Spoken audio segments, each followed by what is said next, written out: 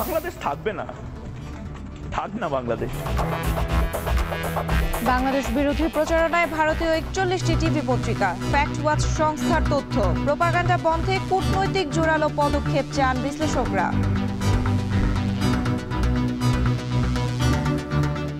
Immediately ভারতের পররাষ্ট্র সচিবের সাথে বাংলাদেশের পররাষ্ট্র সচিবের যে দ্বিপাক্ষিক মিটিং, এই মিটিংটা মূলত স্থগিত করতে। গোডাউনে পর্যাপ্ত সার থাকলেও সরবরাহ সংকটে নাটোরের কৃষক। রবি শস্য মৌসুমে চাহিদা বাড়ায় বেশি দামে কিনছেন চাষিরা। সিরিয়ার দামেস্ক ঘিরে ফেলেছে বিদ্রোহীরা, অবরুদ্ধ প্রেসিডেন্ট আসাদ। দেশ ছাড়ার দাবি গণমাধ্যমের, অস্বীকার সরকারের। এবং অনূর্ধ্ব 19 এশিয়া কাপ ফাইনালে দুবাইয়ে মুখোমুখি হচ্ছে বাংলাদেশ ভারত। টানা দ্বিতীয়বার শিরোপা জয়ে মুখিয়ে বাংলার যুবারা।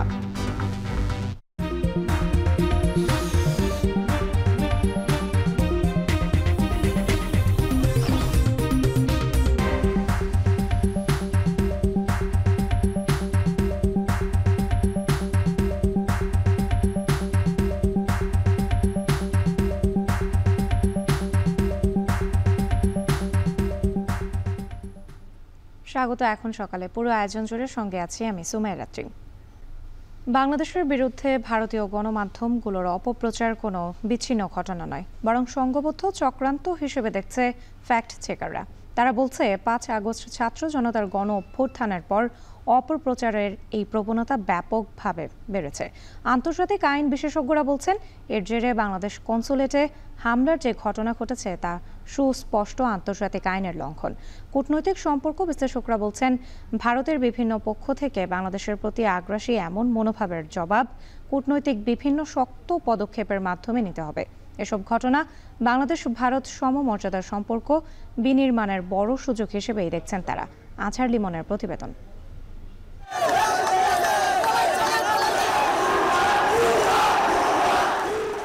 ছাত্র জনতার অনেক রক্তভেজা বিপ্লবের পর বাংলাদেশ নিয়ে ভারতীয় প্রচার মাধ্যমগুলোর লাগামহীন অপপ্রচারের চূড়ান্ত রূপ বলা যায় বাংলাদেশের সার্বভৌমত্ব নিয়ে তোলা এমন বক্তব্যকে। বাংলাদেশ থাকবে না, থাক না বাংলাদেশ। ভারতীয় নিবন্ধিত এক একটি গণমাধ্যম থেকে বলা হচ্ছে বাংলাদেশে হিন্দু নারীরা শাখা সিঁদুর পরে বেরোতে পারছে না, গুড়িয়ে দেয়া হচ্ছে তাদের বাড়ি, রাত্রিবেলা হচ্ছে নির্যাতন, ধর্মান্তকরণ কিংবা প্রচুর মেয়ে নিখোঁজ। কখনো কখনো দেখা যাচ্ছে বাংলাদেশের মানুষ, এমনকি সেনাবাহিনীকে নিয়েও দেশটির বাংলা এবং ইংরেজি ভিত্তিক মাধ্যমগুলোর অপপ্রচার সম্পর্কিত পোস্টের সংখ্যা প্রতি ঘন্টায় 5 থেকে 6টি, যা হতবাক হয়ে প্রত্যক্ষ করছে এদেশের তরুণ যুবকেরা। বিশেষ করে কলকাতার মিডিয়াগুলো আমি যদি বলি, আর হচ্ছে ওদের কিন্তু এখন ফরেন মিনিস্ট্রি থেকেও বা হচ্ছে যে ওদের পররাষ্ট্র মানে হচ্ছে যারা হায়ার পদেও আছে ওরাও কিন্তু বারবার বলতেছে যে হচ্ছে মাইনরিটিদের উপরে হচ্ছে অনেক নির্যাতন হচ্ছে, বাট আসলে সিনারিও দেখা যাচ্ছে এমন না। আমাদের যারা ইয়ং জেনারেশন এরা হচ্ছে সভারেনিটি বা আমাদের দেশের সম্মান, ডিগনিটি, এটা অ্যাট এনি কস্ট আমরা আফেল্ড করব। তো এইখানে যখন থ্রেট আসে তখন তো আমাদের হচ্ছে ইমোশনালি একটা আঘাত লাগে এবং হচ্ছে একটু রাগও হয় আমাদের যে কেন এই ধরনের মিথ্যা প্রোপাগান্ডা আননেসেসারি ছড়াচ্ছে আমাদের এগেইনস্টে। বাংলাদেশ কিন্তু এখন ঐক্যবদ্ধ হয়েছে ভারতীয় আধিপত্যবাদের বিরুদ্ধে, যার জন্য ভারতীয় যে মিডিয়াগুলো এগুলো অনেকটা হলুদ মিডিয়া। কিন্তু এর পরিসর আসলে কতটা ব্যাপক? রিউমারস্কের নামের একটি ফ্যাক্ট চেক সংস্থা 12 আগস্ট থেকে 5 ডিসেম্বর পর্যন্ত ভারতের 41টি টিভি ও পত্রিকায় প্রচারিত সংবাদগুলো বিশ্লেষণ করে দেখিয়েছে ওইসব প্রচার মাধ্যমে প্রচারিত ভুয়া সংবাদের সংখ্যা কমপক্ষে 49টি। ভার্চুয়াল মাধ্যমে ছড়ানো কন্টেন্টগুলোর সত্যতা যাচাই নিয়ে কাজ করেন শুভাশিস দেব। তিনি বলছিলেন পুরনো ছবি বা ভিডিও দিয়ে ভুয়া কন্টেন্ট তৈরি, মিথ্যা তথ্য দিয়ে ফেসবুক পোস্ট, ষড়যন্ত্র তত্ত্ব ও ন্যারেটিভ তৈরি, এসব পথ বেছে নিচ্ছে পার্শ্ববর্তী দেশের গণমাধ্যমগুলো। এই যে এইখানে আপনি দেখতে পাচ্ছেন, এটা হচ্ছে একটা জায়গায় সবগুলোই ভুল, G24 ঘন্টা, এটা হচ্ছে জি নেটওয়ার্কের একটা অংশ, রিপাবলিক বাংলা, তারপর হচ্ছে ইন্ডিয়ান এক্সপ্রেস বাংলা, তারপর ইটিভি ভারত, মানে এরা সবাই কিন্তু সবাই নিবন্ধিত টিভি না, সবাই নিবন্ধিত একদম মেইন স্ট্রিম মিডিয়া আউটলেট। জি নিউজ যেমন বলতেছিল আদালতে হচ্ছে প্রশ্ন করার সময় তার উপর হামলা হয়েছে, যেটা একদমই কমপ্লিটলি ফলস, কারণ তার 2 সপ্তাহ আগেই সে মনে হসপিটালাইজড হয়েছিল। এবং তার পর্যবেক্ষণ হলো কথিত সংবাদ মাধ্যমগুলোর এই প্রচারণাগুলো অনিচ্ছাকৃত কোনো ভুল নয়, বরং বাংলাদেশ বিরোধী সংগঠিত কোনো প্রচারণা। বিচ্ছিন্ন হইলে যেটা হয়তো ওরা হয়তো স্লাইটলি ভুল দিত বা একটা হয়তো মানে হয় না যে ইনফরমেশন এক জায়গা থেকে নিচ্ছেন ওইখান থেকে একটু সামান্য এদিক ওদিক হয়ে গেছে। তারা যেই লেন্সে বাংলাদেশটা দেখতো এখন তো সব কিছু চেঞ্জ হয়েছে, তারা এটাকে মেনে নিতে পারতেছে না। এই ফ্যাক্ট চেকারের কথা এটা স্পষ্ট, এসব অপপ্রচারের বিপরীতে ব্যক্তিগতভাবে অভিযোগ জানানো বা রিপোর্ট করা থেকে শুরু করে অনলাইন অ্যাক্টিভিস্টদেরও সম্মিলিত প্রয়াস দরকার বাংলাদেশের পক্ষে। কিন্তু রাষ্ট্রীয়ভাবে কি কোনো পদক্ষেপ নেবার সুযোগ আছে, যেখানে এসব অপপ্রচারের জেরে আগরতলায় বাংলাদেশ কনসুলেটে হামলার ঘটনা ঘটেছে? এই আন্তর্জাতিক আইন বিশেষজ্ঞ বলছেন, এই ধরনের হামলা কূটনৈতিক সম্পর্ক বিষয়ক আন্তর্জাতিক দলিল ভিয়েনা কনভেনশনের সুস্পষ্ট লঙ্ঘন। এই জাতীয় ঘটনা হচ্ছে মানে 10 বছরে 2-3টা ঘটে। যে ভিয়েনা কনভেনশনের আর্টিকেল 22(2)তে বলা হচ্ছে যে অল নেসেসারি মেজার্স, এর ভিতরে কিন্তু ফেক ইনফরমেশনকে কিন্তু একটা যে মানে কন্টেইন করার যে একটা প্রচেষ্টা, সেটা কিন্তু একটা দরকার ছিল। এগুলোর জন্য প্রতিকার চাওয়ার জন্য আসলে আন্তর্জাতিক আদালতে একটা সুযোগ থাকে, কিন্তু এই ক্ষেত্রে আসলে বাংলাদেশের একটা গাফিলতি আছে। এই বিশেষজ্ঞ সীমাবদ্ধতার যে দিকটি উল্লেখ করেছেন সেটি হলো এই অপশনাল প্রোটোকলটিতে স্বাক্ষর না করা। যদিও পার্শ্ববর্তী ভারত, পাকিস্তান, নেপাল সহ ৭৬টি দেশ এই কনভেনশনে সই করেছে। এই আন্তর্জাতিক বিশ্লেষকের কাছে প্রশ্ন করেছিলাম, ভারতের সঙ্গে বাংলাদেশের ঐতিহ্যবাহী সম্পর্কের যে সূত্র, তাতে আইন নাকি আলোচনা, কোন পথে এগোবে বাংলাদেশ?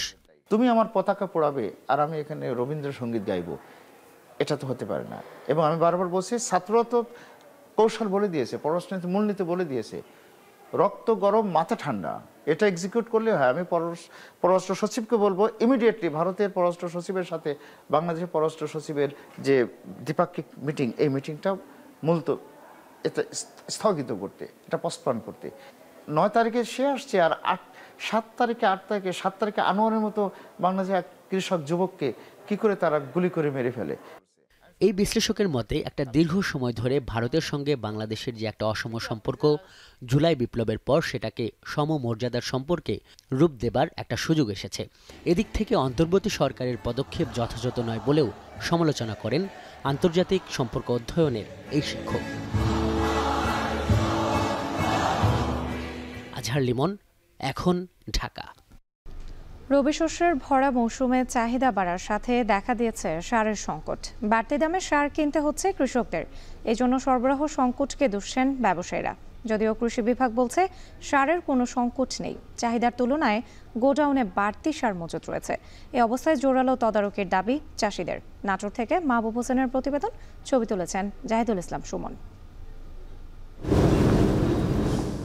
নাটোর সদর উপজেলার মোহনপুর এলাকার কৃষক সবুজ আলী সবেমাত্র 1.5 বিঘা জমির রোপা আমন ধান কাটার পর সে জমিতেই রোপণ করছেন রসুন। রোপণের আগেই জমি প্রস্তুত করতে দিতে হয়েছে টিএসপি, ডিএপি এবং এমওপি সার। তবে সারের বাড়তি দরের কারণে বিপাকে পড়েন এই চাষি। পটাশ আমরা ডিলারের কাছে যদি পাই তাহলে পাই 1050 টাকা, আর এদের কাছে যখন পাই না তখন খুচরা দোকানদারের কাছে যাই, ওরা নেয় 1250 টাকা, তাহলে 200 টাকা বেশি। কখনো যদি দেখা যায় কৃষকের চাহিদা বেশি, তখন ওরা নেয় 1350-1400 টাকার দাম নেয়। রবি শস্য মৌসুম হওয়ায় বিস্তীর্ণ মাঠ জুড়ে রসুন, পেঁয়াজ, সরিষা ও ভুট্টা রোপণে ব্যস্ত সময় পার করছেন কৃষকরা। তবে চাহিদা বাড়ার সাথে সাথে বাজারে দেখা দিয়েছে সব ধরনের সারের সংকট। এতে বাড়তি দামে কিনতে হচ্ছে কৃষির জন্য প্রয়োজনীয় এই উপকরণ। চাষিদের অভিযোগ, চাহিদা বাড়ার কারণে এমন কৃত্রিম সংকট। যাই 1 বস্তা পাওয়া যায় 3800-3000 টাকা বস্তা।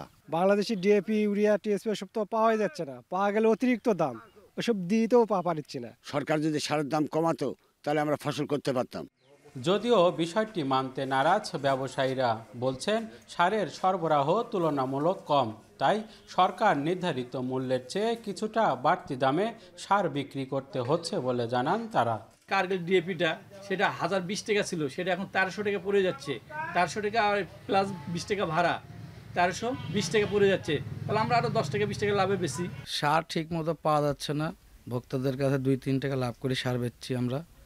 যেখান থেকে সার আমরা কিনছি সেখানে দাম বেশি। এদিকে ভিন্ন চিত্র দেখা যায় নাটোরের রেলগেট এলাকার বাফার ও বিএডিসি গোডাউনে। নির্ধারিত সময়ে 4 ধরনের সার উত্তোলন করছেন জেলার 134 ডিলার। এ বিষয়ে কৃষি বিভাগ বলছে সারের কোনো সংকট নেই। এছাড়া ডিলারদের বিতরণের পরও মজুত রয়েছে ৬,৫০০ টন সার। শুধুমাত্র দাম বাড়ানোর জন্য কৃত্রিম সংকট তৈরির দাবি কৃষি কর্মকর্তাদের। আমার জানা মতে সারের সংকট নাই, এই ধরনের বেশি দাম কেউ নিচ্ছে না। তারপরেও যদি এই ধরনের কোনো বেশি দাম নিয়ে থাকে আমরা বিষয়টা খতিয়ে দেখব এবং আইনানুগ ব্যবস্থা করব এবং মনিটরিং যে কার্যক্রম আছে এটা আরও জোরদার করব আমরা। ডিলার থেকে খুচরা পর্যায়ে তাদের সর্বনিম্ন ৩০০ থেকে সর্বোচ্চ ১৩০০ টাকা পর্যন্ত বাড়তি দাম দিয়ে সার কিনতে হচ্ছে। তবে সারের এই সিন্ডিকেট ভাঙা বেশ জরুরি বলে মনে করছেন কৃষকরা। না হলে আগামী দিনে তাদের এই বাড়তি খরচ পোষানো বেশ কঠিন হয়ে পড়বে। মাহবুব হোসেন, এখন, নাটোর। গ্যাসের চাপ কমে যাওয়া ও লোডশেডিংয়ের ফলে স্বাভাবিকের চেয়ে অন্তত ২০% পণ্য উৎপাদন কমেছে ব্রাহ্মণবাড়িয়া বেসিক শিল্পনগরের কারখানাগুলোতে। পাশাপাশি পর্যাপ্ত চাহিদা ও সহজ যোগাযোগের পরেও জায়গা স্বল্পতার সম্প্রসারণ করা যাচ্ছে না শিল্পনগরে। এছাড়া বড় শিল্প প্রতিষ্ঠানগুলোকেও আনা যাচ্ছে না এখানে। আজিজুল সঞ্চয়ের প্রতিবেদন। ব্রাহ্মণবাড়িয়া বেসিক শিল্পনগরীর এই কারখানায় দিনে উৎপাদন সক্ষমতা অন্তত ১২ টন। তবে গ্যাস ও বিদ্যুতের সরবরাহ সংকট ভোগাচ্ছে বেশ। উৎপাদন নেমেছে ৮ থেকে ১০ টনে। এছাড়া নির্মাণ কাজ কমে যাওয়ায় বিক্রিতে মন্দা। তবে চাহিদা রয়েছে শিল্পনগরীতে থাকা অ্যালুমিনিয়াম, সাবান, সিলিকেট, আটা, বেকারি সহ বিভিন্ন কারখানায় উৎপাদিত পণ্যের। মূলত সড়ক, রেল ও নৌপথে খুব সহজেই এখানকার পণ্য বাজারজাত করা যায় দেশের বিভিন্ন প্রান্তে। বর্তমানে প্রতি মাসে প্রায় ১০০ কোটি টাকার পণ্য বাজারজাত হচ্ছে এখান থেকে। তবে নিরবচ্ছিন্ন গ্যাস ও বিদ্যুতের সরবরাহ থাকলে বাড়বে পণ্যের উৎপাদন।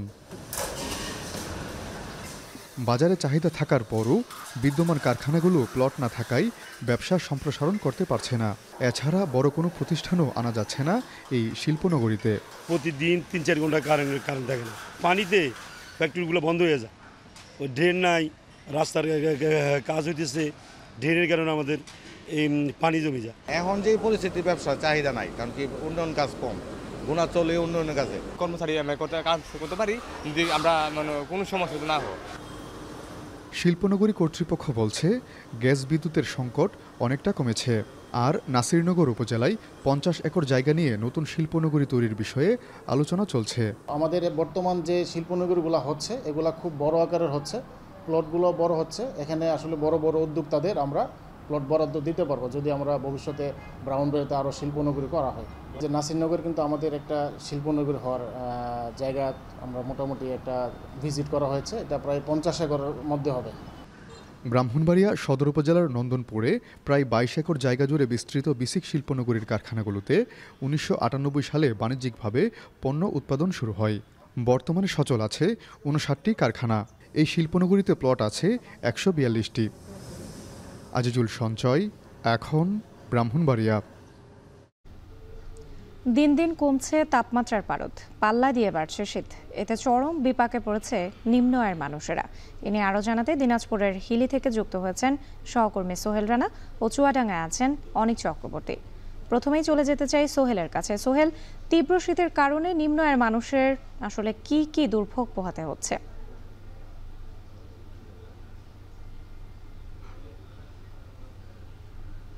রাত্রি কয়েকদিন ধরে কিন্তু উত্তরের অঞ্চল দিনাজপুরে কিন্তু যে শীতের তীব্রতা সেটি কিন্তু বেড়েছে এবং সেই সাথে যে তাপমাত্রা সেটিও কিন্তু অনেকটাই কমেছে। আমরা দেখেছি যে গতকাল এই অঞ্চলের 10.1 ডিগ্রি সেলসিয়াস তাপমাত্রা রেকর্ড করা হয়েছিল, যেটি সারা দেশের সর্বনিম্ন তাপমাত্রা। এবং সেই সাথে কিন্তু আমি আপনাকে একটু জানিয়ে রাখি যে এখনো আমি দাঁড়িয়ে রয়েছি ঘন কুয়াশার চাদরে কিন্তু চারিপাশ ঢাকা রয়েছে এবং লোকজনের যে চলাচল সেটিও কিন্তু অনেকটাই কম এবং নিজের প্রয়োজন ছাড়া মানুষ কিন্তু ঘরের বাইরে বের হচ্ছে না, কারণ শীতের তীব্রতা এবং ঘন কুয়াশার যেই আচ্ছন্ন এখনো কিন্তু চারিপাশে রয়েছে। যেটি বিপাকে পড়ছে নিম্ন আয়ের মানুষ সেটি হচ্ছে যে বিশেষ করে আমরা দেখেছি অটো চালক এবং ভ্যান চালক যারা রয়েছে তারা যেটি বলছেন যে বিশেষ করে সকাল থেকে 10টা-11টা পর্যন্ত তারা যাত্রী পাচ্ছে না, ফলে কিন্তু তাদের যে শ্রমিক তাদের যে আয়ে একটা ভাটা পড়েছে। এছাড়া যারা দিনমজুর রয়েছেন তারাও কিন্তু বিপাকে পড়েছেন, কারণ এই শীতের কারণে তারা কাজ করতে পারছেন না। এতে করে তাদের কিন্তু আয় যেটি যে দৈনন্দিন সেটিও কিন্তু একটা প্রভাব পড়েছে। এছাড়াও আমি যদি আপনাকে বলি যে ঘন কুয়াশার কারণে যানবাহনগুলো কিন্তু হেডলাইট জ্বালিয়ে চলাচল করছে, পাশাপাশি যে ট্রেন চলাচল সেটিও কিন্তু ধীর গতিতে চলছে, ট্রেনও কিন্তু ধীর গতিতে চলছে। এছাড়া উত্তর অঞ্চলের যে উপজেলাগুলো রয়েছে সেখানে কিন্তু শীতের যে শীতজনিত রোগ, সেই রোগীর কিন্তু সংখ্যাও হাসপাতালগুলোতে দিন দিন বাড়ছে। বিশেষ করে রোগী যে আক্রান্ত হচ্ছে শীতজনিত রোগে সেটি হচ্ছে শিশু এবং বৃদ্ধ বয়সের যারা রয়েছেন তারাই কিন্তু এই শীতজনিত জনিত রোগে বেশি আক্রান্ত হচ্ছেন এবং তারা স্বাস্থ্য কমপ্লেক্সগুলো প্রাথমিক চিকিৎসা নিচ্ছেন এবং অনেকেই ভর্তি থাকছেন। বিশেষ করে আমরা দেখছি। আমি আপনাকে একটু জানিয়ে রাখি যে এই উত্তর অঞ্চলে শীতের যে তীব্রতা সেটি কিন্তু বরাবরই এবং ব্যাপক হারে থাকে এবং এবারও কিন্তু শীতের তীব্রতা ডিসেম্বরের শুরু থেকেই শুরু হয়েছে এবং ঘন কুয়াশার চাদরে কিন্তু সবকিছু ঢাকা থাকছে এবং এতে করে যারা দিনমজুর রয়েছেন তারা বিপাকে পড়ছে এবং উপজেলা প্রশাসনের পক্ষ থেকে আমি কথা বলেছি, তারা কিন্তু এখন পর্যন্ত উপজেলার যারা ছিন্নমূলের মানুষ রয়েছেন এবং গরিব মানুষ রয়েছেন তাদের মাঝে শীত বস্ত্র বিতরণ করেনি এবং তাদেরকে কোনো ধরনের শীত বস্ত্র দেওয়া হয়নি, হয়তো আরো সময় লাগবে শীত বস্ত্র বিতরণ করতে, এমনটাই কিন্তু বলছেন প্রশাসনের পক্ষ থেকে। তো এই ছিল আমার কাছে দিনাজপুর থেকে শীতের খবরাখবর। এবার আমরা যাব চুয়াডাঙ্গাতে, সেখানে রয়েছেন আমাদের সহকর্মী অনিক চক্রবর্তী, তিনি জানাবেন সেখানকার শীতের খবর। ধন্যবাদ সোহেল। আসলে চুয়াডাঙ্গার শীত পরিস্থিতি যদি আমি একটু জানিয়ে থাকি, আজ সকাল 6টায় চুয়াডাঙ্গায় তাপমাত্রা রেকর্ড করা হয়েছে 11.4 ডিগ্রি সেলসিয়াস। অর্থাৎ গত কয়েকদিনের যে তাপমাত্রার রেকর্ড সেটি কিন্তু ক্রমশই আসলে কমতে থাকছে। আমার সাথে কিছুক্ষণ আগে আবহাওয়া কর্মকর্তার কথা হয়েছিল। আবহাওয়া কর্মকর্তা যেমনটি বলেছেন আমাকে যে সামনে যে দিনগুলো আসছে অর্থাৎ ডিসেম্বরের 15 তারিখের পরে কিন্তু আসলে তাপমাত্রা আরও নামতে থাকবে। অর্থাৎ সে সময় কিন্তু 8 ডিগ্রি এবং 60 ডিগ্রি ঘরেও চলে আসতে পারে তাপমাত্রা। এই তাপমাত্রা কমার সাথে সাথে কিন্তু আসলে ঘন কুয়াশার সাথে সাথে শীতের প্রকোপ বাড়ছে। ভোর থেকেই আসলে ঘন কুয়াশার চাদরে ঢাকা পড়ছে চারিপাশ। সড়কে যে যানবাহনগুলো চলছে চুয়াডাঙ্গায় সেই যানবাহনগুলো কিন্তু আসলে হেডলাইট জ্বালিয়েই সড়কে চলাচল করছে। পাশাপাশি এই শীত বাড়ায় সবথেকে বিপাকে পড়েছে কিন্তু খেটে খাওয়া নিম্ন আয়ের মানুষ। আমার সাথে কয়েকজন শ্রমিকের কথা হয়েছিল, তারা বলছে যে তাদের যে আয়ের যে বড় একটা উৎস সেই আয়ে কিন্তু তা আসলে এই শীত বাড়ায় তাদের ভাটা পড়েছে।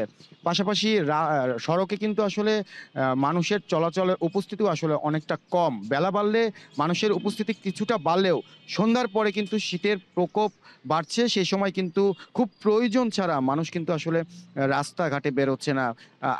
এছাড়া চুয়াডাঙ্গা সদর হাসপাতাল সহ উপজেলার 4টি স্বাস্থ্য কমপ্লেক্সেও শীতজনিত রোগীর সংখ্যা বাড়ছে। এসব ভর্তি হওয়া রোগীর মধ্যে শিশুর সংখ্যা বেশি।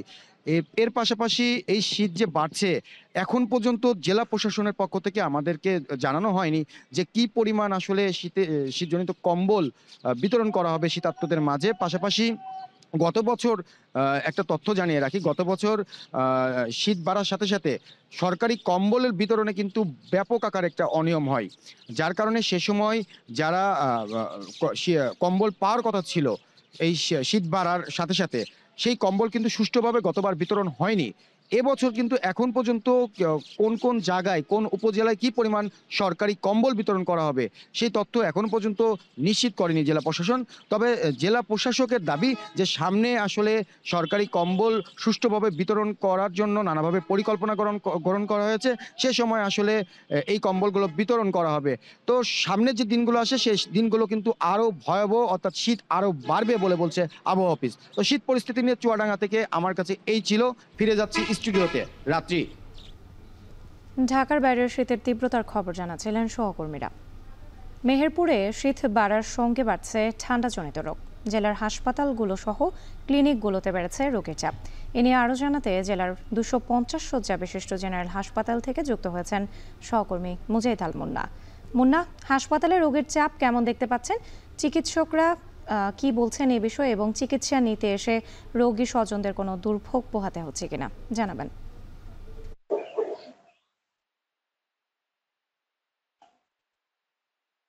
রাত্রি, আপনাকে জানিয়ে রাখি মেহেরপুরে কিন্তু দিন দিন তাপমাত্রা নিম্নমুখী হচ্ছে। আমি যদি আজকের কথা বলি, আজকে কিন্তু মেহেরপুরে তাপমাত্রা ছিল 11 বা 12 ডিগ্রির কাছাকাছি। আমি আপনাকে আরেকটু জানিয়েছি মেহেরপুরে আবহাওয়া অফিস যদিও নাই, আমি গুগলে সকালে দেখেছি 12 ডিগ্রি সেলসিয়াস তাপমাত্রা মেহেরপুরে রেকর্ড করা হয়েছে। তো সেই ক্ষেত্রে আপনাকে যদি জানিয়ে রাখি, মেহেরপুরে এই ঠান্ডা জনিত রোগের চাপ কিন্তু বাড়ছে। আমি যদি আপনাকে জানিয়ে রাখি, আজকে মেহেরপুর জেনারেল হাসপাতালের যে চিত্র দেখেছি, 250 শয্যা বিশিষ্ট হাসপাতাল হলেও কিন্তু মেহেরপুরে অতিরিক্ত রোগীর চাপ আমরা দেখেছি। বিশেষ করে বেডের বাইরে ফ্লোরে কিন্তু বিছানা বিছিয়ে অনেক রোগীকে চিকিৎসা নিতে দেখেছি। আবার বহির্বিভাগেও কিন্তু অতিরিক্ত 1 থেকে 150 জন রোগী কিন্তু চিকিৎসা নিচ্ছে। আমি কয়েকজন রোগীর সাথে কথা বলেছি, তারা আমাকে জানিয়েছে অতিরিক্ত ঠান্ডার কারণে বিশেষ করে যারা বাড়ির বয়োজ্যেষ্ঠ এবং শিশু, তারাই কিন্তু জ্বর, ঠান্ডা, নিউমোনিয়া সহ বিভিন্ন রোগে আক্রান্ত হয়ে হাসপাতালমুখী হচ্ছে। আমি কয়েকজন চিকিৎসকের সাথে কথা বলেছি, তারা আমাকে জানিয়েছে অতিরিক্ত চাপের কারণে কিন্তু মেহেরপুরে অতিরিক্ত চাপের কারণে কিন্তু ডাক্তারদের হিমশিম খেতে হচ্ছে চিকিৎসা নিতে। এছাড়াও আমি যদি আরেকটু জানিয়ে রাখি, মেহেরপুরে যারা শিশু তারা কিন্তু নিউমোনিয়া আক্রান্ত হচ্ছে, যার ফলে যারা অভিভাবক চিকিৎসকদের পাশাপাশি তাদেরও কিন্তু রাতভর জেগে তাদেরকে সেবা করতে হচ্ছে। এই ছিল রাত্রি আমার কাছে মেহেরপুর থেকে ঠান্ডা জনিত রোগের সর্বশেষ পরিস্থিতি। রাত্রি, মেহেরপুরে বেড়েছে ঠান্ডাজনিত রোগের সংখ্যা। এ নিয়ে বিস্তারিত জানাচ্ছিলেন সহকর্মী মুজাহিদ আল মুন্না। নির্ধারিত সময় পার হলেও এখনও শেষ হয়নি নেত্রকোনার বাইপাস সড়কের কাজ। মাটি ভরাট আর ব্রিজ নির্মাণে চলে গেছে প্রকল্পের নির্ধারিত 4 বছর, অথচ ভূমি অধিগ্রহণ জটিলতায় বেশ কিছু স্থানে এখনও শুরুই করা যায়নি কাজ। সব মিলিয়ে 13.2 কিলোমিটার এই প্রকল্পের অগ্রগতি 50%-এরও কম। এদিকে সড়ক ও জনপথ বিভাগ বলছে ভূমি অধিগ্রহণ জটিলতা শেষ করেই দ্রুতই সম্পূর্ণ করা হবে কাজ। রিফাত আহমেদ রাসেলের প্রতিবেদন। নেত্রকোনা ময়মনসিংহ সড়কের সাথে বাইপাস সড়কের সংযোগে মগরা নদীর উপর ব্রিজ নির্মাণ কাজ শেষ হয়েছে 3 বছর আগে। ব্রিজের পর সড়ক নির্মাণের অংশে এখনও রয়ে গেছে বাড়িঘর, কৃষি জমি। ভূমি অধিগ্রহণ জটিলতায় প্রায় 2 কিলোমিটারের বেশি অংশে শুরু হয়নি কোনো কাজ, তাই ব্রিজ নির্মাণ হলেও তা কোনো কাজে আসছে না। উল্টো বৃষ্টিতে ধুয়ে গেছে অ্যাপ্রোচের মাটি, ভেঙে গেছে গাইডওয়ালও। বাইপাস সড়কের প্রায় প্রতিটি অংশেই যেন একই অবস্থা। বেশ কিছু অংশে কাজ শুরু হলেও শেষ হওয়ার যেন নাম নেই। কোথাও কোথাও শুধু মাটি ফেলেই দায় সেরেছে ঠিকাদার প্রতিষ্ঠানগুলো। কন্ট্রাক্টর আসলে আসে, মন চাইলে না এলে না আসে, এভাবেই চলতেছে। রাস্তার কাজ এখন তো বন্ধই। এই যে একটু হয় একটু ভাঙে, আমাদের ফসলেরও ক্ষতি হইতেছে, কোনো উন্নয়নের অগ্রগতি পাইতেছি না। নেত্রকোনা চল্লিশা থেকে রাজুর বাজার পর্যন্ত 11.2 কিলোমিটার বাইপাস সড়ক নির্মাণ কাজ শুরু হওয়ার পর প্রকল্পে আরও 2 কিলোমিটার বর্ধিত করা হয়। এর মধ্যে 4টি ব্রিজ ও 22টি কালভার্ট সহ কয়েকটি প্যাকেজে কাজ শুরু করে তাহের ব্রাদার্স ও জামিল ইকবাল কনস্ট্রাকশন নামে 2টি প্রতিষ্ঠান। তবে জমি বুঝে না পাওয়ায় বেশ কিছু অংশে সড়কের নির্মাণ কাজ শুরু করেনি প্রতিষ্ঠানগুলো। এর মধ্যেই চলতি বছরের জুনে প্রকল্পের মেয়াদ শেষ হয়েছে, এরপরেও কাজে তেমন গতি চোখে পড়েনি। বাইপাসের কাজেরই নুয়ানার দিই নাই, অতদিনের কাজই হয় না। কই কি করে না, কালি করতে উচিত লুকি নাই, কাজই করেন না। এটা জায়গা আমরা বুঝে পাইনি, বাড়ি ঘর আছে, মানে টাকা পয়সা না দিলে সরকার ভূমি অধিগ্রহণ আমরা শেষ করতে পারি না। স্থানীয়দের অভিযোগ, ঠিকাদার প্রতিষ্ঠানের তালবাহানের কারণে শেষ হয়নি কাজ। এছাড়াও ভূমি অধিগ্রহণের অর্থ বুঝে না পাওয়ায় অনেকেই ছাড়ছেন না জমি। আমরা যে জমি নিছে এটা তো আমরা দিছি না, হেরাই নিছে, তারাই নিছে। তারা যে কিভাবে নিল, এই জমির যে রেট, এই রেট অনুযায়ী কিন্তু আমরা দাম পাইছি না। এই যে রাস্তার কাজ দ্রুত গতিতে হইতেছে না, অনেক সময় নিতেছে, এই জন্য কৃষকদের অনেক ক্ষতি হইতেছে। সড়ক ও জনপথ বিভাগ বলছে ভূমি অধিগ্রহণ জটিলতা কাটিয়ে দ্রুত সময়ের মধ্যে সড়কের নির্মাণ কাজ শেষ হবে। প্রকল্পের দৈর্ঘ্য বাড়াতে আমাদের ডিবিবি সংশোধন করা লেগেছে, আমরা এই কাজগুলো সমাপ্ত করেছি। ভূমি অধিগ্রহণের কার্যক্রম খুব ভালোভাবে চলছে। ইতিমধ্যে জেলা প্রশাসক মহোদয়ের কার্যালয় থেকে যারা নোটিশ দেওয়া হয়েছে জমির টাকা পরিশোধ করার জন্য, এবং আমাদের প্রকল্পের অন্যান্য কাজ খুব দ্রুত গতিতে এগিয়ে যাচ্ছে। 296 কোটি টাকার মূল্যের চলমান এই প্রকল্পে 43 হেক্টর ভূমি অধিগ্রহণের জন্য ব্যয় ধরা হয়েছে প্রায় 103 কোটি টাকা। সড়ক আর ব্রিজ নির্মাণে ব্যয় ধরা হয়েছে 193 কোটি টাকা। রিফাত আহমেদ রাসেল, এখন নেত্রকোনা। গেল রাতে রাজধানীর মিরপুর 6 নম্বরের ট ব্লকে একটি বাড়িতে আগুন লাগে। শনিবার দিবাগত রাত 1:30টার দিকে ঘটনা ঘটে। আগুন লাগার পর প্রাথমিকভাবে স্থানীয়রা আগুন নেভানোর চেষ্টা করেন। তবে আগুন নিয়ন্ত্রণে না আসায় তারা দমকল বাহিনীকে খবর দেন। খবর পেয়ে দমকল বাহিনী ঘটনাস্থলে পৌঁছে আগুন নিয়ন্ত্রণের চেষ্টা করেন। কিছুক্ষণের চেষ্টার পর আগুন নিয়ন্ত্রণে আসে। এই ঘটনায় হতাহতের কোনো খবর পাওয়া যায়নি।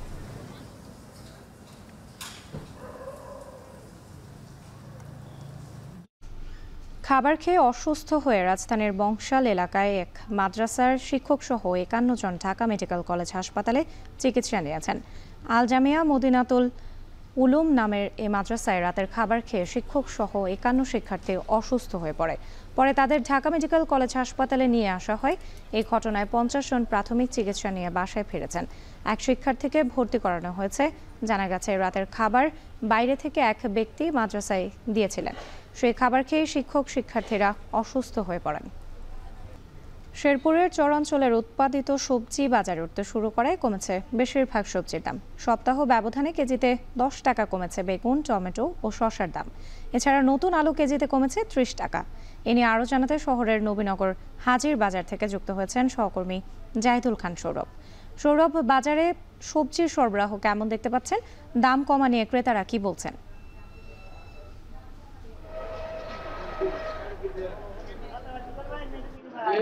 রাত্রি এই মুহূর্তে আমি যেখানে দাঁড়িয়ে রয়েছি সেটি কিন্তু শেরপুর সদরের বৃহৎ একটি পাইকারি সবজির বাজার, সেটি নবীনগর হাজির বাজার হিসেবে পরিচিত। আমরা দেখেছি যে এই তীব্র কনকনে ঠান্ডা উপেক্ষা করে কিন্তু কৃষকদের যে উৎপাদিত সবজিগুলো রয়েছে সেগুলো কিন্তু এই বাজারে আসতে শুরু করেছে। আমরা দেখেছি সকাল থেকেই ছোট ছোট ভ্যানে করে তাদের উৎপাদিত সবজি তারা এখানে বিক্রি করার জন্য নিয়ে আসছেন কৃষকেরা। তো আমি যদি রাত্রে এখন বাজার দরটা জানি, আমরা দেখেছি যে সপ্তাহের ব্যবধানে প্রায় সব সবজিতেই দাম অনেকটাই কমেছে। তো বেগুন আমরা দেখেছি গত সপ্তাহে বিক্রি হচ্ছিল 60 টাকা কেজি ধরে, আজকের বাজারে কিন্তু সেটি 20 টাকা কমে 40 টাকা কেজি ধরে বিক্রি হচ্ছে। পাশাপাশি টমেটো আমরা দেখেছি গত সপ্তাহে বিক্রি হচ্ছিল 60 টাকা কেজি ধরে, আজকের বাজারে সেটি 20 টাকা কমে 40 টাকা বিক্রি হচ্ছে। এছাড়া রয়েছে শসাতেও 20 টাকা কমে 60 টাকা থেকে 40 টাকা কেজি ধরে বিক্রি হচ্ছে। সবচেয়ে বেশি যেটি কমেছে সেটি হচ্ছে নতুন আলু। নতুন আলু আমরা দেখেছি যে ক্ষেত থেকে উৎপাদন হওয়ার পরেই সেটি 120 টাকা কেজি ধরে বিক্রি হচ্ছিল। তো আজকের বাজারে কিন্তু সেটি 30 টাকা কমে 90 টাকা কেজি ধরে বিক্রি হচ্ছে। পাশাপাশি ফুলকপিতেও আমি দেখেছি যে কেজিতে 20 টাকা কমে 80 টাকা থেকে 60 টাকা কেজি ধরে বিক্রি হচ্ছে। এছাড়া কাঁচামরিচও 20 টাকা কমেছে, সেটি কাঁচামরিচ আমরা দেখেছি গত সপ্তাহে 80 টাকা কেজি ধরে বিক্রি হচ্ছিল, সেটি আজকের বাজারে 60 টাকা কেজি ধরে বিক্রি হচ্ছে। এছাড়া আমরা দেখেছি যে মিষ্টি লাউ রয়েছে, মিষ্টি লাউ দেখেছি আমরা গত সপ্তাহে কেজিতে 40 থেকে 50 টাকা বিক্রি হলো, সেটি কিন্তু আজকের বাজারে মাত্র 30 টাকা কেজি ধরে বিক্রি হচ্ছে। এছাড়া আমরা দেখেছি সিমে 80 টাকা কেজি ধরে বিক্রি হলো, সেটি কিন্তু আজকের বাজারে 10 টাকা কমে 70 টাকা কেজি ধরে বিক্রি হচ্ছে। এছাড়া সিমের পাশাপাশি দেখেছি করলাতে আমরা দেখেছি গত সপ্তাহে বিক্রি হচ্ছিল 80 টাকা কেজি ধরে, সেটি আজকের বাজারে 10 টাকা কমে 70 টাকা কেজি ধরে বিক্রি হচ্ছিল। এছাড়া স্থিতিশীল থেকে বিক্রি হচ্ছে রাত্রি পেঁয়াজ এবং রসুন। পেঁয়াজের বাজার দর আজকে 120 টাকা কেজি এবং রসুন 240 টাকা কেজি ধরে বিক্রি হচ্ছে স্থিতিশীল থেকে। তবে এই বিষয়ে বিক্রেতারা বলছেন যে চরাঞ্চলে ব্যাপক পরিমাণ সবজির বাম্পার ফলন হয়েছে এবছর। এই কারণে কিন্তু বাজারে সরবরাহর যে ঘাটতিটা রয়েছে সেটি কিন্তু কেটে গেছে।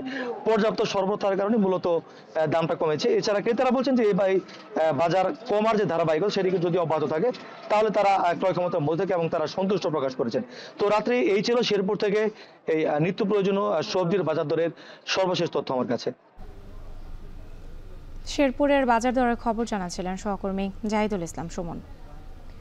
ভোরের আলো ফোটার আগেই ক্রেতা বিক্রেতার হাঁক ডাকে মুখর মোংলা পৌর শহরের একমাত্র মৎস্য আড়ত। দূর দূরান্ত থেকে হরেক রকমের দেশীয় সামুদ্রিক মাছ নিয়ে হাজির হন ব্যবসায়ীরা।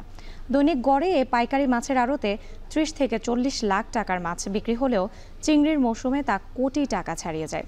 এখান থেকে মাছ রপ্তানি হলেও বাজার স্থানান্তর সহ মাছ সংরক্ষণ ও পরিবহন সুবিধা নিশ্চিত করার দাবি ব্যবসায়ীদের। মোংলা থেকে মাসুম বিল্লার প্রতিবেদন।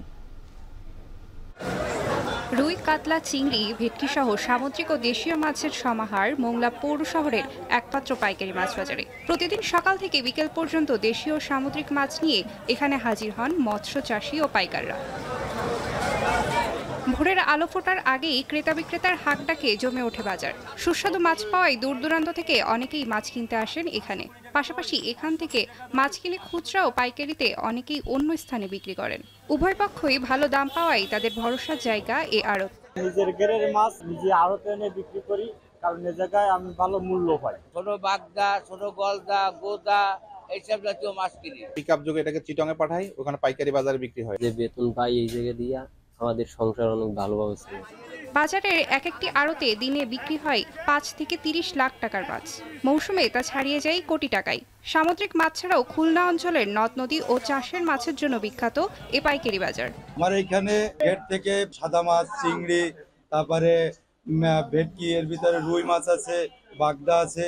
বাংলাদেশের কোয়ালিটিফুল রুই মাছের ভিতরে আমাদের এই মোংলার মাছটা অত্যন্ত ভালো, এবং এখান থেকে যে আপনার তেলাপিয়া মাছটা খুব সুস্বাদু। এ বাজার থেকে বিপুল পরিমাণ চিংড়ি রপ্তানি করেন ব্যবসায়ীরা, তবে রয়েছে নানা প্রতিবন্ধকতা। ভালো মানের মৎস্য চাষ করার মাধ্যমে এখান থেকে বিদেশে রপ্তানিযোগ্য মাছ বেশি বের হয়, যে কারণে এখানকার একটা বড় চাহিদা রয়েছে। আমাদের যাতায়াতের যে আপনার ট্রলার বা আপনার এই যে যানবাহনের খুবই অসুবিধা, এতে অনেক এখানে অনিচ্ছুক ব্যবসায়। ব্যবসায়ীদের দাবি সরকারি সহায়তা পেলে এখান থেকে সরাসরি মাছ রপ্তানির মাধ্যমে আরও আয় বাড়ানো সম্ভব। এখন মংলা। এবারে দেশের বাইরের প্রসঙ্গ। রাজধানী দামেস্কে অবরুদ্ধ হয়ে পড়েছেন সিরিয়ার প্রেসিডেন্ট বাশার আল আসাদ। একের পর এক শহর দখলের পর বিদ্রোহীরা রাজধানী দামেস্কে ঘিরে ফেলেছে। তবে প্রেসিডেন্ট আসাদ দেশ ছাড়াতে অস্বীকৃতি জানিয়েছেন বলে নিশ্চিত করেছে সিরিয়া সরকার। দেশটির সেনাবাহিনীর উপর বিশ্বাস রাখতে বলেছেন সিরিয়ার প্রতিরক্ষামন্ত্রী। সিরিয়ার অবিলম্বে যুদ্ধ বন্ধে রাশিয়ার সঙ্গে ঐক্যমতে পৌঁছেছে ইরান ও তুরস্ক। বাকিটা জানাচ্ছেন তানফির জনি। বিদ্যুৎ গতিতে একের পর এক শহর নিজেদের দখলে নিচ্ছে সিরিয়ার বিদ্রোহী বাহিনী। আলেপ্পো, ইদলিব, হামা ও দারার পর ঘিরে ফেলেছে রাজধানী দামেস্কো। দেশটির দক্ষিণাঞ্চলের বেশিরভাগ অঞ্চলই এখন হায়াত তাহরির আল শামের দখলে। সেখান থেকে এরই মধ্যে সেনাদের সরিয়ে নিয়েছে প্রেসিডেন্ট আসাদের সামরিক বাহিনী। প্রেসিডেন্ট বাশার আল আসাদ রাজধানী দামেস্কেই অবস্থান করছেন। বিদ্রোহীদের অভিযানের মুখেও দেশ ছাড়তে অস্বীকৃতি জানিয়েছেন তিনি। তার পালিয়ে যাওয়ার আন্তর্জাতিক গণমাধ্যমের খবরকে গুজব বলছে দেশটির সরকার। এদিকে দামেস্কের বেশ কয়েকটি জায়গায় প্রেসিডেন্ট আসাদের বিরুদ্ধে বিক্ষোভে নেমেছে বাসিন্দারা। সিরিয়ার সেনাবাহিনী বলছে দামেস্কের আশেপাশে সেনা মোতায়েন করা হয়েছে। সেনাদের ওপর বিশ্বাস রাখতে বলেছে দেশটির প্রতিরক্ষা মন্ত্রণালয়। هدفها زعزعة أمن الوطن والمواطنين ونشر الفوضى والذعر بما يخدم الأجندة العدوانية التي امتهن صانعوها الكذب وفبركة الأحداث। হামা শহর দখলের পর সামরিক বাহিনীর বিমানবন্দরও নিজেদের কবজায় নেয় বিদ্রোহীরা। বিমানবন্দরে পড়ে আছে যুদ্ধ বিমানসহ বিভিন্ন অত্যাধুনিক ক্ষেপণাস্ত্র। এছাড়া হামা শহরের আশেপাশের গ্রামাঞ্চল ও সেনা ক্যাম্পও দখল করেছে তারা। কয়েক হাজার সিরীয় সেনা সীমান্ত অতিক্রম করে ইরাকে আশ্রয় নিয়েছে। هذا مطار حماة العسكري كان يقصف أهلنا المدنيين في سوريا في المحرر كامل، والحمد لله رب العالمين الله مكننا منه وحررناه. تم أخذ مطار حماة العسكري. هذا المطار كان يقصف مدني ومضيق على البشر بريف إدلب. এদিকে মার্কিন সমর্থিত সিরিয়ার কুর্দি যোদ্ধারা দের আল জোর দখলে নিয়েছে। তাদের বক্তব্য, সিরিয়ার সরকার, ইরান ও সহযোগী মিলিশিয়াদের হাত থেকে এই শহরকে মুক্ত করা হয়েছে। এছাড়া ইসরায়েল অধিকৃত সীমান্ত অঞ্চল গোলান মালভূমির কুনয়াত্রা শহরের নিয়ন্ত্রণ নিয়েছে বিদ্রোহীরা। এরপর সেখানে অতিরিক্ত সেনা মোতায়েন করেছে ইসরায়েল। এমন অবস্থায় কাতারের রাজধানীতে অনুষ্ঠিত দোহা ফোরামে সিরিয়া সংকট নিয়ে আলোচনায় বসে রাশিয়া, ইরান ও তুরস্ক। রুশ পররাষ্ট্রমন্ত্রী সের্গেই ল্যাভরভ জানান, সিরিয়ায় অবিলম্বে যুদ্ধবন্ধে একমত হয়েছে এই তিন দেশ। Предпринять какие-то шаги, задействуя, наверное, влиятельных внешних игроков, которые могут оказать воздействие на ситуацию на земле для того, чтобы জাতিসংঘ বলছে, সিরিয়ায় জরুরি ভিত্তিতে রাজনৈতিক পরিবর্তন প্রয়োজন। বিশ্ব খাদ্য কর্মসূচির তথ্যমতে সিরিয়ায় চলমান দীর্ঘ সংঘাতে প্রায় 15 লাখ মানুষ বাস্তুচ্যুত হওয়ার পথে। এরই মধ্যে খাদ্য সংকটে ভুগছে 1,30,00,000 বাসিন্দা। তানভীর জনি, এখন বিশ্ব। মালয়েশিয়া প্রবাসীদের পাসপোর্টে সেবাদানকারী বেসরকারি প্রতিষ্ঠান নানা অভিযোগে অভিযুক্ত ইএসকেএল এর চুক্তি নবায়ন না করার সিদ্ধান্ত নিয়েছে সরকার। সম্প্রতি পররাষ্ট্র মন্ত্রণালয় থেকে এই সিদ্ধান্তের কথা জানানো হয়েছে। ঠিক কী কারণে চুক্তি নবায়ন হবে না তা জানানো হয়নি, তবে সরকারের এই সিদ্ধান্তকে স্বাগত জানিয়েছে প্রবাসীরা। তারা বলছেন, দেশটিতে থাকা প্রবাসীদের দীর্ঘদিনের দাবি পূরণ করেছে অন্তর্বর্তী সরকার। মালয়েশিয়া থেকে শাহরিয়ার তারিকের প্রতিবেদন। মালয়েশিয়া প্রবাসীদের পাসপোর্ট সেবায় নিযুক্ত বেসরকারি প্রতিষ্ঠান এক্সপার্ট সার্ভিসেস কুয়ালালামপুরের সঙ্গে চুক্তি নবায়ন না করার সিদ্ধান্ত নিয়েছে সরকার। পররাষ্ট্র মন্ত্রণালয়ের এক চিঠিতে মিশনকে এ ব্যাপারে প্রয়োজনীয় ব্যবস্থা নিতেও নির্দেশ দেওয়া হয়েছে। পরীক্ষামূলক সেবা দেওয়ার 1 বছরের মধ্যেই এই সিদ্ধান্ত নিল অন্তর্বর্তী সরকার। শর্ত মোতাবেক চুক্তি শেষ করতে 3 মাসের সময় বেঁধে দিয়েছে হাইকমিশন। রাজনৈতিক প্রভাব খাটিয়ে অনৈতিকভাবে প্রতিষ্ঠানটিকে মালয়েশিয়ায় দায়িত্ব দেয় আওয়ামী লীগ সরকার, কিন্তু শর্ত উপেক্ষা করে সরকারি প্রায় সব সেবা কার্যক্রমে প্রতিষ্ঠানটির আধিপত্য বিস্তারে হাইকমিশনের এক শীর্ষ কর্মকর্তা জড়িত বলে অভিযোগ আছে। আর এতেই অনেকটাই অকার্যকর হয়ে পড়ে হাইকমিশনের পাসপোর্ট উইং। প্রতিষ্ঠানটির চুক্তির মেয়াদ আরও 5 বছর বাড়ানোর জন্য সুপারিশও করেছিল ওই কর্মকর্তা। অথচ পাসপোর্ট, এনআইডি ও ট্রাভেল পাস দেওয়ার মতো গুরুত্বপূর্ণ কাজে কোনো অভিজ্ঞতা ছিল না প্রতিষ্ঠানটির। ইএসকের অদক্ষতায় সেবা নিতে যাওয়া প্রবাসীদের হয়রানির শিকার হতে হয়েছে। এমনকি নিরাপত্তা কর্মীর হাতেও লাঞ্ছিত হয়েছেন প্রবাসীরা। দেশ থেকে অর্থ পাচারেরও অভিযোগ রয়েছে প্রতিষ্ঠানটির বিরুদ্ধে। এসব কারণেই ইএসকের প্রতি চরম অসন্তোষ তৈরি হয় প্রবাসীদের। উঠে চুক্তি বাতিলের দাবি। স্বৈরাচার আওয়ামী লীগ সরকার পতনের পর প্রবাসীদের সেই দাবি আরও জোরালো হয়। অবশেষে অন্তর্বর্তী সরকারের নেয়া সিদ্ধান্ত প্রত্যাশার বাস্তবায়ন হিসেবে দেখছেন রেমিটেন্স যোদ্ধারা। সেই সরকারের আমলে যে চুক্তিটা হয়েছিল এটা সম্পূর্ণ একটা অবৈধ চুক্তি ছিল। আপনারা জানেন যে এটা একটা সিন্ডিকেটের মাধ্যমে চুক্তিটা হয়েছিল বাংলাদেশ থেকে অর্থ পাচার করার জন্য। তো এই প্রতিষ্ঠানটা আসলে প্রবাসীদেরকে সেবা দিতে ব্যর্থ হয়েছেন। একটা ভালো উদ্যোগ নিয়েছে যে ইএসকেলকে বাতিল ঘোষণা করেছে। এখানে প্রবাসীদের অনেক হয়রানির শিকার হইতে হয়েছে। ইএসকেলের সেবা নিতে অ্যাপয়েন্টমেন্টের জন্য 13 ধরনের ব্যক্তিগত তথ্য দেয়া ও জটিল প্রক্রিয়ার মধ্য দিয়ে যেতে হয়, যা অনেক সাধারণ প্রবাসীর পক্ষেই সম্ভব না। দালালের দ্বারস্থ হওয়ার কারণে ব্যক্তিগত তথ্যের সুরক্ষা নিয়েও ঝুঁকিতে পড়েন প্রবাসীরা। সার্ভিস চার্জ নিয়েও দালাল চক্রের জন্য সুযোগ রাখার অভিযোগ আছে ইএসকেলের বিরুদ্ধে। বিভিন্ন জায়গায় হয়রানি করার জন্য তারা এই অসৎ উদ্দেশ্যে এই ইএসকেল নামক এই প্রতিষ্ঠানটা চালু করছে। এবং আমাদের যে তথ্য আমরা মালয়েশিয়ান প্রবাসী যারা আছি তারা আজকে ঝুঁকিমুক্ত হলাম। এ অবস্থায় ই পাসপোর্ট সহ সব ধরনের সেবা ভোগান্তিমুক্ত করার প্রতিশ্রুতি দিয়েছে হাইকমিশন। আর শিগগিরই এমআরপি পাসপোর্ট চালুর দাবি মালয়েশিয়ায় থাকা প্রবাসী বাংলাদেশিদের। শাহরিয়ার তারেক, এখন মালয়েশিয়া। দীর্ঘ প্রতীক্ষার পর ফের খুলল ফ্রান্সের রাজধানী প্যারিসে 1000 বছরের পুরনো নটরডেম ক্যাথেড্রাল। অগ্নিকাণ্ডে বিধ্বস্তের পর প্রায় 5 বছরের পুনর্নির্মাণ কাজ শেষে শনিবার জাঁকজমকপূর্ণ আয়োজনে চালু হয় গির্জাটি।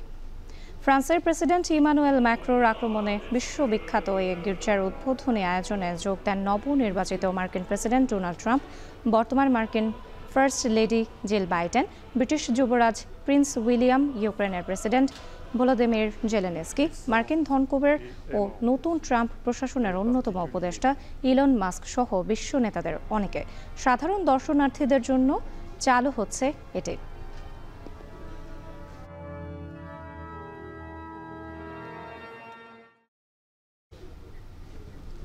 যোগাযোগ অবকাঠামো উন্নয়নে এবার চীনের মেগা প্রকল্প বেল্ট অ্যান্ড রোড ইনিশিয়েটিভ আয়তায় এসেছে নেপাল। এর মধ্য দিয়ে ল্যান্ডলক দেশ থেকে ল্যান্ড লিঙ্ক দেশে পরিণত হবে নেপাল। কাঠমান্ডুর এমন বন্ধুত্বে কপালে চিন্তার ভাঁজ পড়েছে ভারতের। কিন্তু এই উদ্যোগের বিরোধিতা করে নয়াদিল্লি বলছে নেপালের চীনের অবকাঠামো প্রকল্প ভারতের জন্য হুমকি। পাশাপাশি চীনের ঋণ কূটনৈতিক চোরাবালিতে পড়ে যাচ্ছে নেপাল, যেখান থেকে বের হওয়া খুব কঠিন হয়ে দাঁড়াবে। বিস্তারিত জানাচ্ছেন ঈশিতা ব্রহ্ম। প্রতিবেশী দেশ ভারত আর নেপাল আন্তর্জাতিকভাবে 1751 কিলোমিটারের সীমান্তের অধিকারী। এর মধ্যে রয়েছে উপমহাদেশের হিমালয় পর্বতমালাও। অন্যদিকে চীনের স্বায়ত্তশাসিত অঞ্চল তিব্বতের সঙ্গে নেপালের রয়েছে 1389 কিলোমিটারের সীমান্ত। ভৌগোলিকভাবে ভারত আর চীনের মাঝামাঝি অবস্থানে রয়েছে নেপাল। অর্থনৈতিক আর অবকাঠামো খাতে কিছুটা দুর্বল হওয়ায় দুই পক্ষের সঙ্গেই বজায় রাখতে হচ্ছে সুসম্পর্ক। 2017 সালে চীনের মেগা প্রকল্প বেল্ট অ্যান্ড রোডের অংশ হয় নেপাল। বিআরআই প্রকল্পটি রাস্তাঘাট, করিডোর, বিমানবন্দর, রেললাইনের মেগা প্রকল্প, যা চীনের সঙ্গে এশিয়া, ইউরোপের পাশাপাশি যুক্ত করে অনেক দেশকে। 7 বছর আগে নেপাল চীনের এই প্রকল্পের অংশ হলেও এতদিন ভূমিকা ছিল নিষ্ক্রিয়।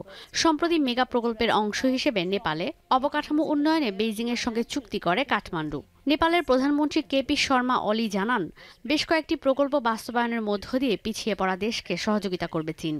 Old friends, and continuously our friendship is developing, deepening, widening, and it will go ahead in the same way. ভারতের বিভিন্ন গণমাধ্যম বলছে, নেপালে চীনের অবকাঠামো প্রকল্পের বাস্তবায়ন নয়াদিল্লির জন্য হুমকি। এই অঞ্চলে চীনের প্রভাব বাড়লে বিপাকে পড়তে পারে ভারত। অন্যদিকে বেইজিংয়ের চুক্তিগুলো সন্দেহজনক।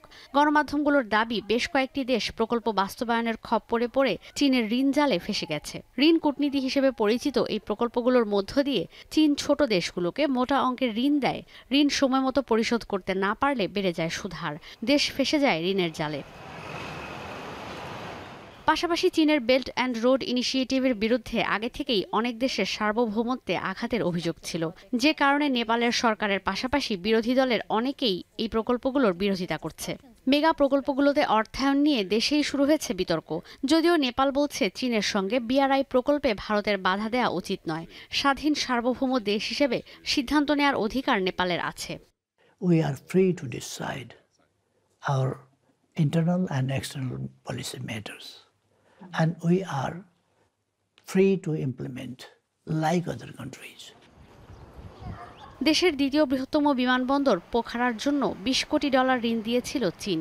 গেল বছর এই বিমানবন্দর দিয়ে বিমান চলাচলও শুরু হয়, কিন্তু ভারতের উদ্বেগ থাকায় নিজ দেশের এয়ারলাইন্সগুলোকে এই আকাশসীমা ব্যবহার থেকে বিরত থাকতে বলে নয়াদিল্লি। পর্যাপ্ত আন্তর্জাতিক ফ্লাইট না থাকায় লোকসান গুনতে থাকে পোখারা আন্তর্জাতিক বিমানবন্দর। সড়ক, রেলপথ, বিমানবন্দর, সমুদ্রে বন্দর তৈরি, সব মিলিয়ে এশিয়া সহ বিশ্বের বিভিন্ন দেশে যোগাযোগ অবকাঠামো তৈরিতে 2013 সালে যাত্রা শুরু করে চীনের ওয়ান বেল্ট ওয়ান রোড বা the belt and road initiative. অবকাঠামো উন্নয়ন প্রকল্পের আওতায় লক্ষ্য ছিল 1.5 শতাধিক দেশে বিনিয়োগ করবে বেইজিং। 2024 সাল পর্যন্ত 140টি দেশে বিনিয়োগ করে ফেলেছে শি জিনপিং প্রশাসন। বিশ্লেষকরা বলছেন, পররাষ্ট্রনীতির অংশ হিসেবে এই প্রকল্পের মধ্য দিয়ে ধীরে ধীরে নিজেদের ক্ষমতার জানান দিতে শুরু করেছে চীন। ঈশিতা ব্রহ্ম, এখন বিশ্ব।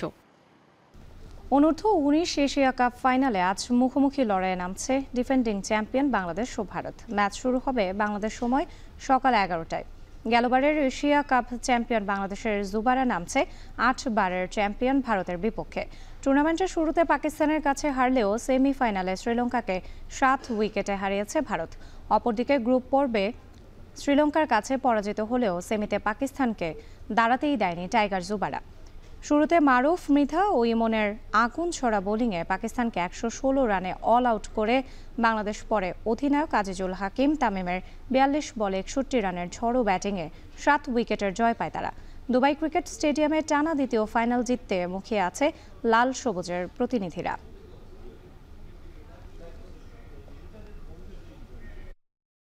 এখনো এশিয়া কাপের চ্যাম্পিয়ন আছি এবং এটা ইনশাল্লাহ ধরে রাখার চেষ্টা করবো। অবশ্যই চ্যালেঞ্জ আছে, চ্যালেঞ্জ থাকবে, আমরা চ্যালেঞ্জ মোকাবেলা সেই সামর্থ্য রাখি। ফাইনালে আমরা আমাদের সেরা খেলা উপহার দেওয়ার চেষ্টা করবো। সব দিক থেকে আল্লাহর মধ্যে ফিট আছি এবং আমরা আমাদের ফাইনালে সর্বোচ্চ দেওয়ার চেষ্টা করবো। শেষ করছি এখন সকাল, তার আগে শিরোনামগুলো আরো একবার। বাংলাদেশ থাকবে না, থাক না বাংলাদেশ। বাংলাদেশ বিরোধী প্রচারণায় ভারতীয় 41টি টিভি পত্রিকা। ফ্যাক্ট ওয়াচ সংস্থার তথ্য, প্রোপাগান্ডা বন্ধে কূটনৈতিক জোরালো পদক্ষেপ চান বিশ্লেষকরা। ইমিডিয়েটলি ভারতের পররাষ্ট্র সচিবের সাথে বাংলাদেশের পররাষ্ট্র সচিবের যে দ্বিপাক্ষিক মিটিং, এই মিটিংটা মূলত স্থগিত করতে। গোডাউনে পর্যাপ্ত সার থাকলেও সরবরাহ সংকটে নাটোরের কৃষক। রবি শস্য মৌসুমে চাহিদা বাড়ায় বেশি দামে কিনছেন চাষিরা। সিরিয়ার দামেস্ক ঘিরে ফেলেছে বিদ্রোহীরা, অবরুদ্ধ প্রেসিডেন্ট আসাদ। দেশ ছাড়ার দাবি গণমাধ্যমের, অস্বীকার সরকারের। এবং অনূর্ধ্ব-19 এশিয়া কাপ ফাইনালে দুবাইয়ে মুখোমুখি হচ্ছে বাংলাদেশ ভারত। টানা দ্বিতীয়বার শিরোপা জয়ে মুখিয়ে বাংলার জুবারা।